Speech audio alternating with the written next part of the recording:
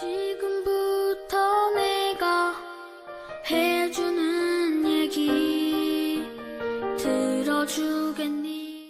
할렐루야, 금요기도에 나오신 여러분을 환영하고 축복합니다. 오늘 하나님께서 주신 말씀은 빌립보서 1장 5절에서 6절 말씀이 되겠습니다. 신약성경 빌립보서 1장 5절 6절 말씀 봉독해 드리겠습니다. 너희가 첫날부터 이제까지 복음을 위한 일에 참여하고 있기 때문이라. 너희 안에서 착한 일을 시작하신 이가 그리스도 예수의 날까지 이루실 줄을 우리는 확신하노라. 아멘. 오늘은 참된 기쁨에 참여한 자, 참된 기쁨에 참여한 자라는 제목으로 하나님 말씀을 상고하겠습니다. 빌립보서는 에베소, 골로새, 빌레몬서와 함께 옥중서신으로 알려진 책이지요. 옥중서신이란 말 그대로 옥중에서 쓴 편지다라는 것입니다. 빌립보서를 기록할 때 사도 바울이 갇혔던 감옥은 로마 감옥으로 알려지고 있습니다. 사도 바울의 인생 여정에서 제일 마지막에 갇혔던 감옥이 바로 로마 감옥이죠. 이 말이 무슨 뜻일까요? 사도 바울은 복음을 전했다는 이유 하나만으로 수없이 감옥에 갇혔었다 하는 것입니다. 고린도후서 11장 23절에 보면 그들이 그리스도의 일꾼이냐 정신없는 말을 하거니와 나는 더욱 그러하도다. 내가 수고를 넘치도록 하고 옥에 갇히기도 더 많이 하고 매도 수없이 맞고 여러 번 죽을 뻔하였으니. 그러니까 사도 바울은 복음을 전한 이후로 참으로 많은 감옥에 갇혔었는데, 그런데 이제 드디어 마지막 감옥에 들어오게 된 것입니다. 사도 바울은 이때 이 감옥살이가 자기 인생의 마지막 감옥살이일 수도 있다라고 생각을 한 것이 분명해 보입니다. 그러니까 더 이상 감옥살이는 없을 수 있다라고 느꼈던 것이죠. 그러니까 이 마지막 감옥살이라 될 수 있다는 말이 무슨 뜻일까요? 로마에서 이제 출소하게 되면 더 이상 감옥살이가 없을 것이다 라고 생각한 것은 아니었습니다. 즉 로마의 감옥에서 나오지도 못하고 이제 여기서 순교할 수도 있다라고 생각을 한 것이죠. 더 이상 세상적인 자유의 삶, 자유롭게 세상을 돌아다니는 삶은 불가능할 것이다 라고 느꼈던 것입니다. 만약에 그에게 몸의 자유가 주어진다면 죽음을 통해서 영원한 천국에 들어갔을 때일 것이다 라고 생각을 했을 것입니다. 그래서 빌립보서 곳곳에 보면 그의 죽음을 암시하는 듯한 말을 합니다. 그는 어쩌면 이 로마 감옥에서 나오지 못하고 순교할 것이다 라고 생각을 했었다는 것이죠. 빌립보서 1장 21절부터 23절을 보면 이는 내게 사는 것이 그리스도니 죽는 것도 유익함이라. 그러나 만일 육신으로 사는 이것이 내 일의 열매일진데 무엇을 택해야 할는지 나는 알지 못하노라. 내가 그 둘 사이에 끼었으니 차라리 세상을 떠나서 그리스도와 함께 있는 것이 훨씬 더 좋은 일이라 그렇게 하고 싶으나. 사도 바울은 자기가 이제 죽어서 세상을 떠날지도 모른다라고 이야기를 합니다. 그리고 2장 17절에 보면은 전제로 자기를 드려도 기쁠 것이다 라는 말도 합니다. 전제로 드린다 이 말은요, 구약 제사의 마지막 단계로 이 제물의 위나 제단 아래에 포도주를 붓는 것을 말합니다. 포도주를 마지막 단계에 부음으로 이 제사가 완전해진다라고 이스라엘 사람들을 생각을 하고 있었습니다. 그러니까 사도 바울은 자신의 죽음으로 빌립보 교인들의 삶이, 특별히 주를 위한 삶이 완전해질 수 있겠다라고 생각을 한 거예요. 오히려 그렇게 될 때 자기는 더 기뻐하겠다라는 말까지 한 것입니다. 사도 바울이 이렇게 언제 죽을지도 모르는 상황 속에서 자신의 죽음이 다른 사람에게 유익이 될 것을 기대하며 기뻐한다라고 말을 할 수 있었던 이유가 무엇입니까? 죽음에 가까이 왔음에도 불구하고 그건 두려워하지도 않고 피곤해하지도 않고 억울해하지도 않고 도리어 기뻐했다 하는 거예요. 도대체 그가 소유하고 있는 기쁨이 어떤 것이기에 죽음도, 죽음의 공포도 그 기쁨을 빼앗을 수 없었을 것일까? 인생의 갈림길에 선 사람이 어떻게 다른 사람에게 기뻐하라고 외칠 수 있었을까? 도대체 그에게 있는 기쁨이 무엇일까? 오늘 말씀을 통해서 우리가 확인해보고 그 기쁨이 우리에게도 역시 주어질 수 있기를 바랍니다. 빌립보 교회는요, 사도 바울에게는 아주 특별한 교회였습니다. 빌립보 교회가 특별했던 첫 번째 이유는 바로 마게도니아 지방에 세운 첫 번째 교회, 그러니까 유럽에 세운 첫 번째 교회였기 때문이었습니다. 2차 선교 여행 당시 바울은 빌립보에 가서 복음을 전할 계획이 없었습니다. 즉 유럽에 가서 복음을 전할 계획이 없었고 지금의 터키 지역, 그러니까 아시아에서 계속해서 복음을 전하려 했었습니다. 1차 선교 여행을 통해 세운 교회들이 사도 바울에게는 얼마나 소중했겠습니까? 그 교회를 돌면서 그 교회들을 더 다지고 싶었고, 게다가 이 아시아 지역에서 전도의 열매가 너무 잘 맺히는 거예요. 그래서 그 지역에서 복음 사역을 더 열심히 하리라, 이 전도의 문이 활짝 열렸을 때 이 기회를 놓치지 않고 열심히 전도하리라 라는 생각을 하고 있었던 것입니다. 사도행전 16장 4절에 5절에 보면 그 상황을 이렇게 묘사하고 있어요. 여러 성으로 다녀갈 때 예루살렘에 있는 사도와 장로들이 작정한 규례를 그들에게 주어 지키게 하니 이에 여러 교회가 믿음이 더 굳건해지고 수가 날마다 늘어가니라. 아시아에 있는 교회들이 더 건강해지고 더 많이 전도되니까 사도 바울은 이것이 성령의 역사임을 분명히 알 수 있었고, 그래서 그곳에서 더 열심히 복음을 전하려 했던 것입니다. 그런데 사도 바울은 계속해서 이것이 하나님의 뜻이 아니라는 것을 느꼈습니다. 하나님께서 다른 곳으로 가라고 하시는 것처럼 느꼈다 하는 거예요. 마치 빌립 집사가 사마리아 지역에서 복음을 전해서 그 교회를 든든히 세우셨는데 어느 날 갑자기 하나님께서 그 교회를, 사마리 교회를 놔두고 광야에 혼자 가고 있는 에디오피아의 내시를 만나서 복음을 전해라 하면서 말씀하셨을 때 빌립 집사가 순종하며 갔던 것처럼, 사도 바울은 지금 여기서 복음의 역사가 크게 나타나고 있는데 떠나라 하는 그런 하나님의 말씀을 계속 듣게 되었다. 그런 느낌을 계속 갖게 되었다 하는 거예요. 그러나 사도 바울은 아시아에서 계속 전하고 싶어 했습니다. 그곳에서 선교 사역이 잘 진행되고 있었기 때문이에요. 분명히 그것은 성령의 역사이기도 했기 때문입니다. 하나님이 여기에서 역사하고 계신데 이곳을 떠나라 하시는 것이 좀 이해가 되지 않았던 거예요. 그러나 하나님께서는 성령을 통해서 아시아를 떠나서 다른 곳으로 가라고 계속해서 말씀해 주고 계셨습니다. 사도행전 16장 6절 7절 성령이 아시아에서 말씀을 전하지 못하게 하시거늘 그들이 부르기아와 갈라디아 땅으로 다녀가 무시아 앞에 이르러 비두니아로 가고자 애쓰되 예수의 영이 허락하지 아니하시는지라. 그는 가기만 하면 역사가 나타나는데 왠지 성령님께서, 즉 예수께서 막으신다는 느낌을 계속 받고 있었던 거예요. 그래서 사도 바울의 마음에 갈등이 있었던 것이죠. 하나님과 자기가 마치 갈등하는 것처럼 느껴졌을 거예요. 분명히 하나님이 역사하시는데도, 그런데도 막으신다는 것이 이해가 되지 않아서 좀 힘들었을 것 같습니다. 그런데 결국 하나님은요, 하나님의 뜻이 이것이라는 것을 분명히 알려주시게 됩니다. 유럽으로 가라는 것이죠. 그래서 환상을 통해서 분명하게 알려주십니다. 사도행전 16장 9절 10절 밤에 환상이 바울에게 보이니 마게도냐 사람 하나가 서서 그에게 청하여 이르되 마게도냐로 건너와서 우리를 도우라 하거늘 바울이 그 환상을 보았을 때 우리가 곧 마게도냐로 떠나기를 힘쓰니 이는 하나님이 저 사람들에게 복음을 전하라고 우리를 부르신 줄로 인정함이러라. 아멘. 이 명령을 받고서야 비로소 사도 바울은 하나님의 뜻을 분명히 알고 유럽으로 향하게 됩니다. 그 유럽으로 향할 때 첫 번째 도착한 지역이 바로 빌립보였던 거예요. 마게도냐 지방의 첫 번째 도시 빌립보였다. 사도행전 16장 11절 12절 우리가 드로아에서 배로 떠나 사모드라게로 직행하여 이튿날 네아폴리로 가고 거기서 빌립보에 이르니 이기는 마게도냐 지방의 첫 성이요 또 로마의 식민지라 이 성에서 수일을 유하다가. 이렇게 바울은 빌립보에 도착해서 유럽 선교를 시작하게 된 것입니다. 역사적인 사역이 시작이 된 것이죠. 지금 빌립보서를 기록하고 있는 로마 제국의 심장부를 향해서 그는 복음의 사역의 첫 삽을 뗀 것입니다.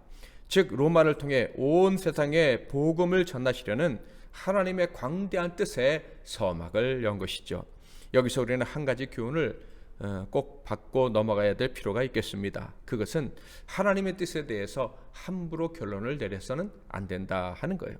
특별히 나타난 현상을 보고 정말 그 현상이 하나님의 역사가 분명하다 할지라도 함부로 여기에 하나님의 뜻이 있다, 저기에 하나님의 뜻이 있다, 이런 말을 주의해야 한다라는 거예요.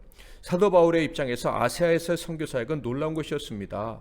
1차 선교 때는 얼마나 많은 고초를 겪었습니까? 그런데 2차 때에는요, 쉽게 말해서 선교 사역이 술술 풀려가고 있었어요. 복음의 열정으로 충만한 바울의 입장에서는 정말 성령님께서 길을 열어주신다라는 마음에 그냥 가슴이 뜨거워졌을 것 같습니다. 지금이 바로 추수의 때구나라고 하면서 이 기회를 놓치지 말고 열심히 전해야지라는 생각을 했을 거예요. 그런데 하나님의 계획은 그곳 아시아가 아니었다 하는 거예요. 아시아에서 더 많은 영혼을 구원하는 것이 하나님의 뜻이 아니라, 옥토 같은 곳에서 복음을 계속해서 전하는 것이 아니라 황무지 같은 곳에서 복음을 전하는 것이 하나님의 뜻이었다라는 거예요. 이를 통해서 우리는 정말 겸손해야겠구나, 언제나 하나님의 뜻을 구하는 데 최선을 다해야겠구나 하는 생각을 하게 됩니다.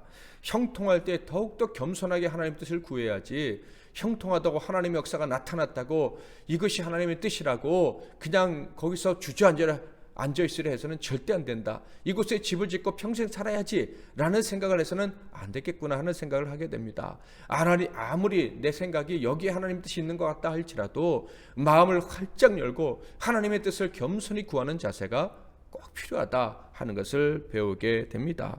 다윗은요, 형통할 때 하나님의 뜻을 곡해할 수 있다는 것을 알았어요.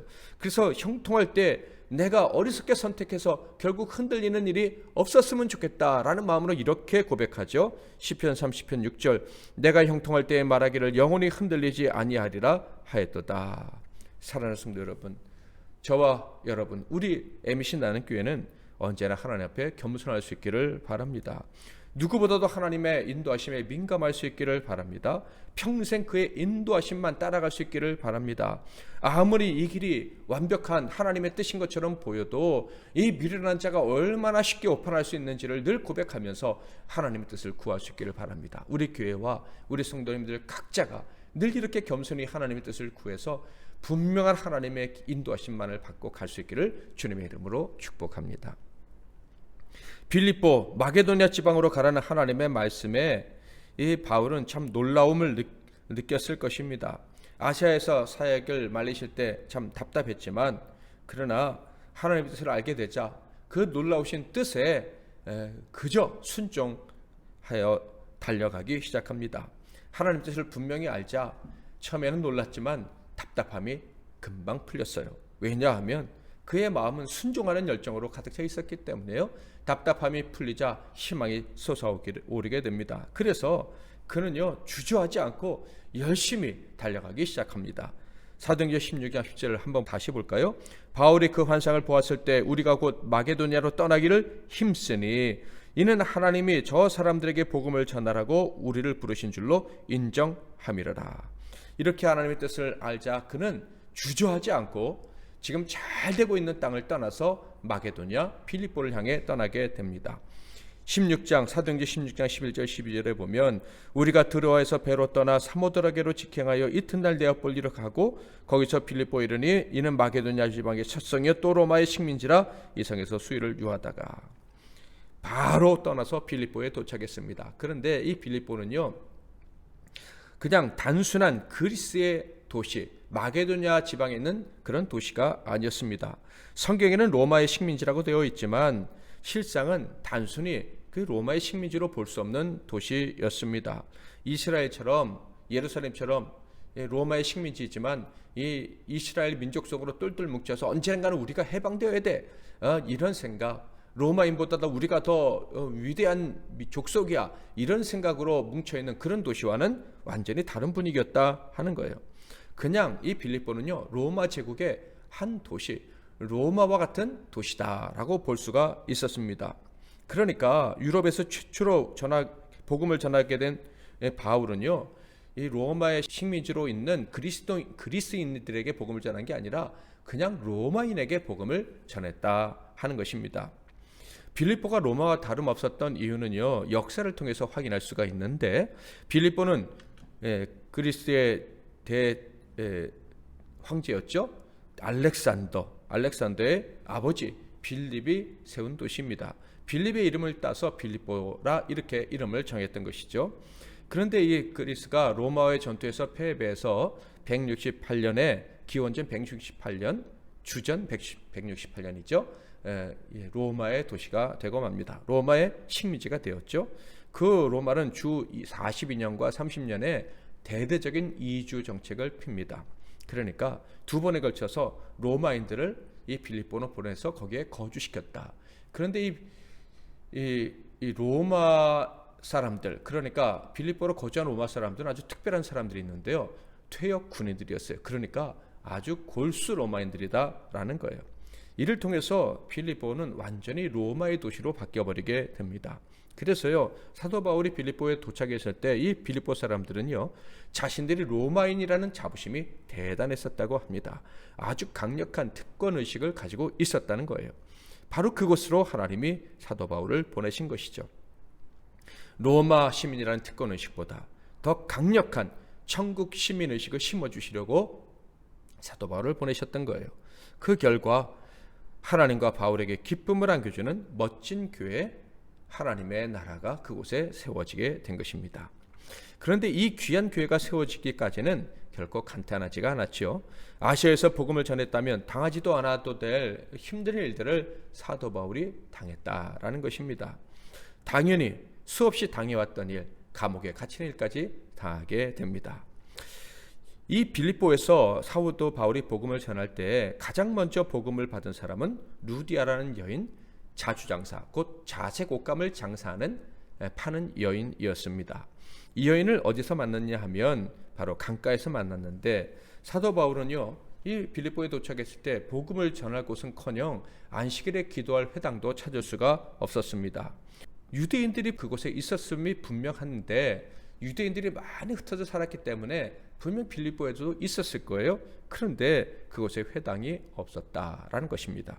회당을 만들려면 유대교인 남자 10명이 최소한 넘어야 했습니다. 그런데 그 10명이 없었던 것이죠. 그래서 회당이 만들어질 수 없었고, 또 하나는 이 유대교든 기독교든 로마가 인정해주지 않았기 때문에 유대교 회당이 생길 수 없었던 것입니다. 박해가 있었다는 것을 짐작할 수 있죠.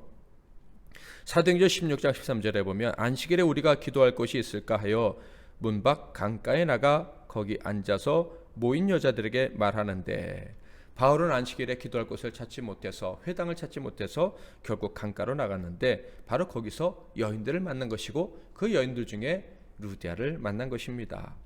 그런데 이 루디아는 하나님을 섬기는 사람이었다라고 성경에 기록되어져 있어요. 복음은 알지 못했지만 경건한 마음으로 하나님을 섬기며 살려는 여인이었다라는 거예요.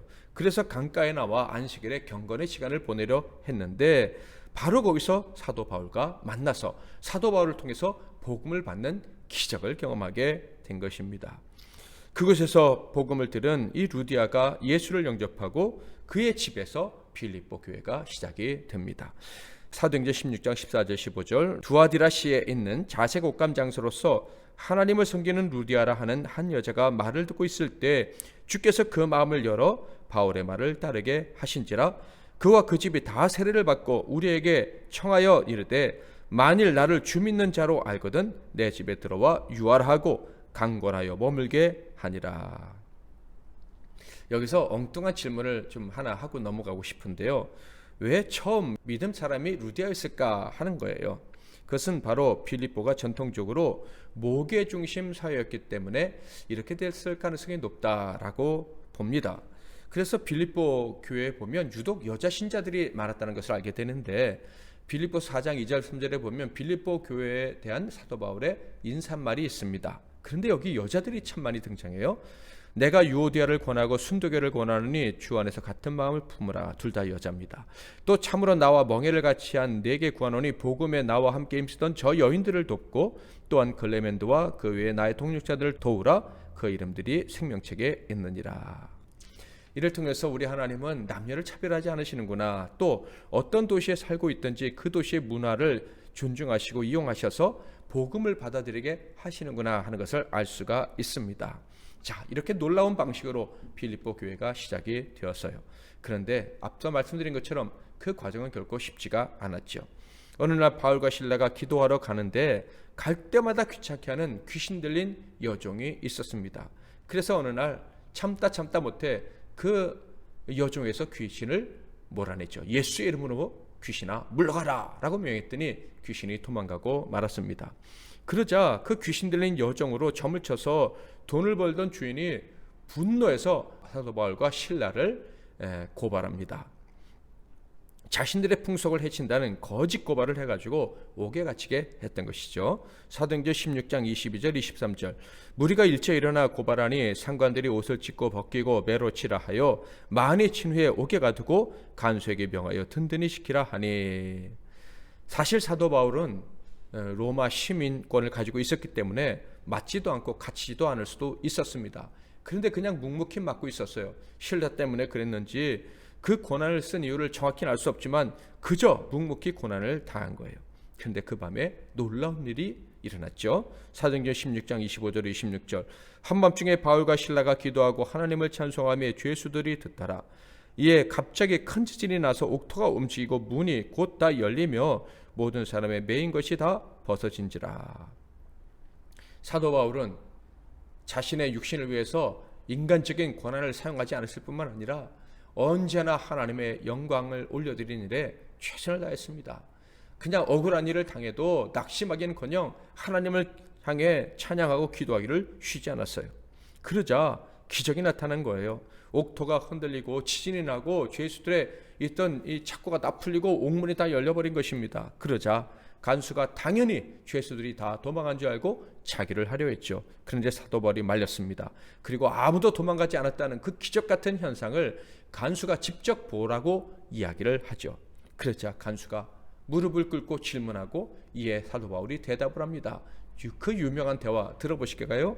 사도행전 16장 30절 31절 그들을 데리고 나가 이르되 선생들이여 내가 어떻게 하여야 구원을 받으리까 하거늘 이르되 주 예수를 믿으라 그리하면 너와 내 집이 구원을 받으리라 하고, 이 일로 간수의 집뿐만 아니라 빌립보 교회가 함께 기뻐하게 됩니다.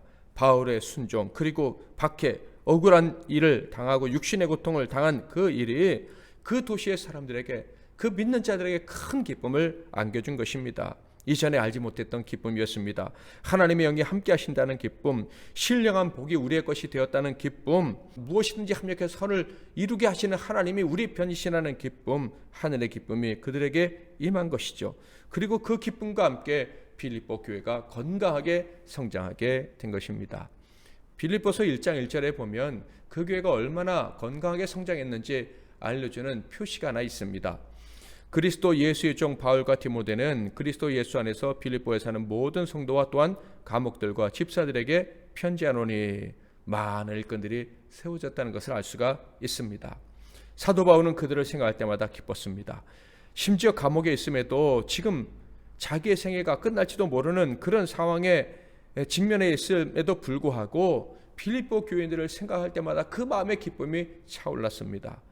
또한 그들을 위해 기도할 때마다 역시 기뻤습니다. 1장 3절 4절 내가 너희를 생각할 때마다 나의 하나님께 감사하며 간구할 때마다 너희 무리를 위하여 기쁨으로 항상 간구함은. 사도 바울이 그들을 생각할 때마다 기뻤던 이유가 무엇일까요? 단순히 그들과의 추억 때문이었을까요? 그들의 교회가 크게 성장해서 큰 교회가 되었기 때문이었을까요? 그들을 생각할 때마다 기뻤던 이유는 그런 것들이 아니고 바로 다음과 같은 이유 때문이었습니다. 5절 6절 너희가 첫날부터 이제까지 복음을 위한 일에 참여하고 있기 때문이라. 너희 안에서 착한 일을 시작하신 이가 그리스도 예수의 날까지 이루실 줄을 우리는 확신하노라. 바울이 빌립보 교회를 생각할 때마다 기뻤던 이유는 바로 그들이 복음을 위한 일에 참여하고 있었기 때문입니다. 처음부터 지금까지 루디아 때부터 그리고 박해를 받던 그때부터 지금까지 빌립보 교인들은 복음을 위한 일을 하고 있었던 거예요. 그런데 그 복음을 위한 일은 구체적으로 어떤 것입니까? 그리스도께서 시작하신 착한 일이죠. 그리스도께서 시작하신 착한 일이 무엇입니까? 사람을 새롭게 하는 일, 재창조하는 일, 다시 살게 하는 일, 죄인이 의로워져서 하나님 앞에 당당하게 살게 되는 일, 천국 백성이 되게 하는 일, 이것이 그리스도께서 시작하신 착한 일, 복음을 위한 일인데 바로 이 일에 사도 바울이 헌신했던 것처럼 빌립보 교인들이 함께 헌신하며 살아왔다라는 거예요. 그것 때문에 사도 바울이 기뻤던 거예요. 자신이 가는 길은 주님의 길이었는데 빌립보 교인들 역시도 주님의 길을 걸어가고 있다는 사실 때문에 기뻤던 것입니다. 사랑하는 성도 여러분, 우리의 교회는 어떤 길을 가고 있습니까?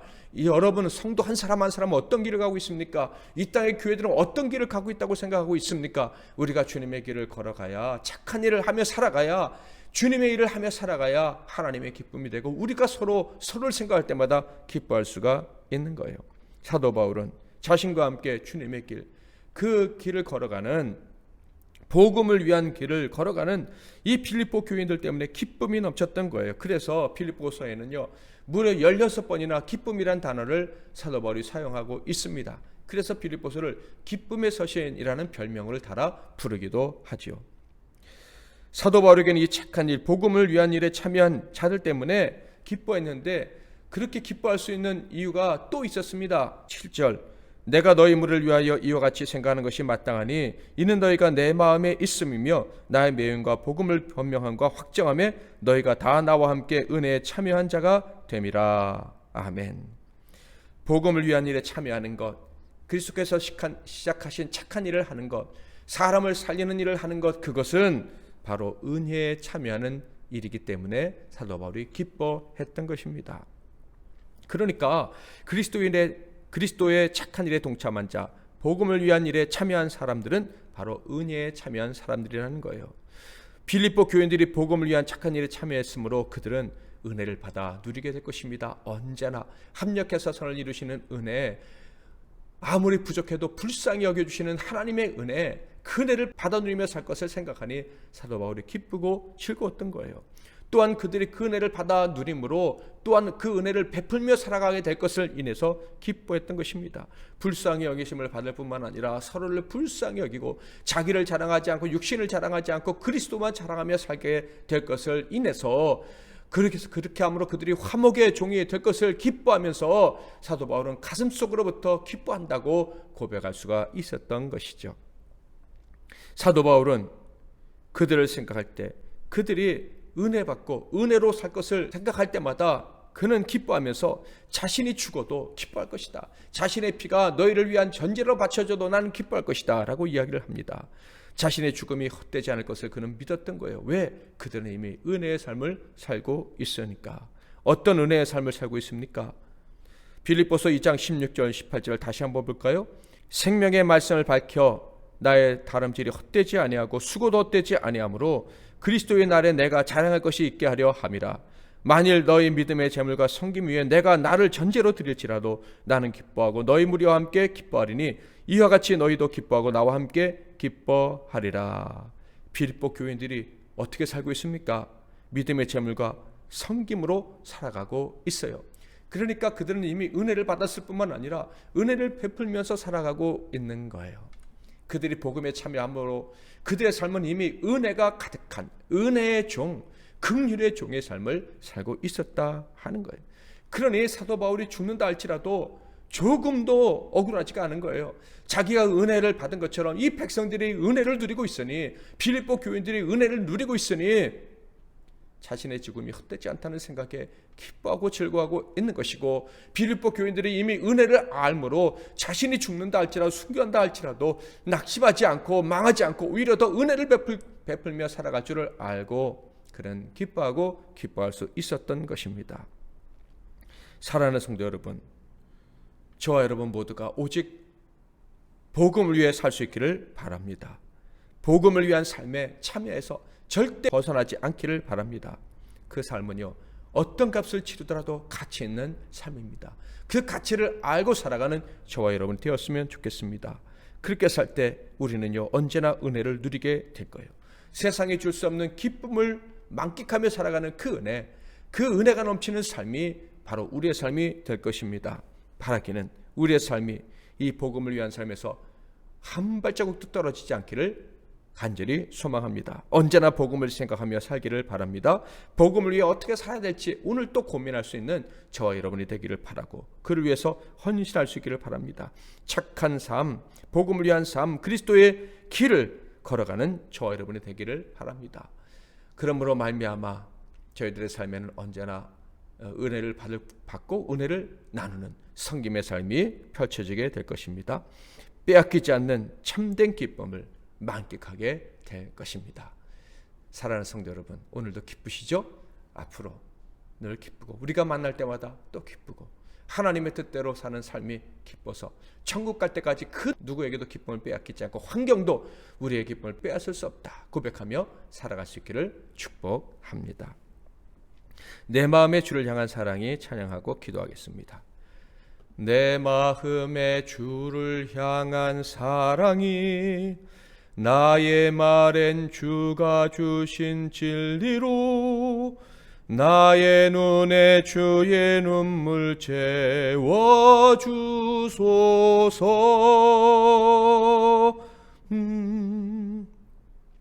내 입술엔 찬양의 향기가 두 손에는 주를 닮은 섬김이 나의 삶에 주의 흔적 남게 하소서. 하나님의 사랑이 영원히 함께하리. 십자가의 길을 걷는 자에게 순교자의 삶을 사는 이에게 조롱하는 소리와 세상 유혹 속에도 주의 순결한 신부가 되리라. 내 생명 주님께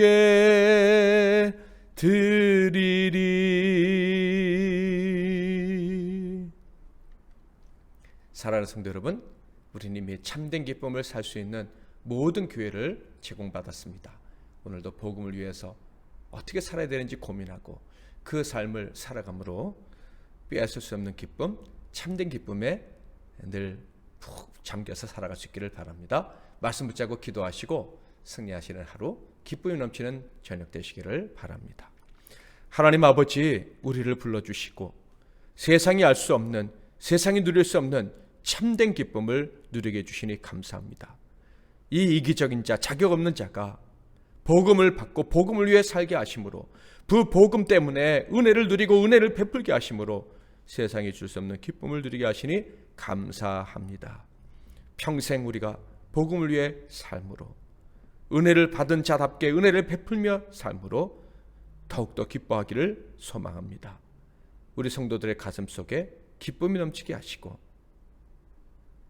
복음 때문에 내가 이렇게 기뻐하며 살 수 있구나 하는 증거들이 넘쳐나게 하옵소서. 예수 그리스도의 이름으로 기도하옵나이다. 아멘.